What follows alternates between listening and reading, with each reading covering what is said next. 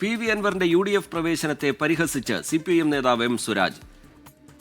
അനിവാര്യമായ ദുരന്തങ്ങളെ അവർ നേരിടട്ടെ എന്ന് M. സുരാജ് 24-നോട് പറഞ്ഞു. നിലമ്പൂർ ഉപതെരഞ്ഞെടുപ്പിൽ ഇടതുപക്ഷത്തിന് സ്ഥാനാർത്ഥി നിർണയം കീറാമുട്ടിയല്ല. ഉപതെരഞ്ഞെടുപ്പിൽ സർക്കാരിന്റെ പ്രവർത്തനങ്ങൾ മാത്രമല്ല ചർച്ചയാവുകയെന്നും M. സുരാജ് പറഞ്ഞു. അനിവാര്യമായ ദുരന്തങ്ങളെ അവർ നേരിടട്ടെ എന്നല്ലാതെ ഞങ്ങൾക്കതിന് മറ്റൊരു കാര്യവും പറയാനില്ല. അതൊന്നും ഞങ്ങൾ ശ്രദ്ധിക്കുന്ന കാര്യമേ അല്ല.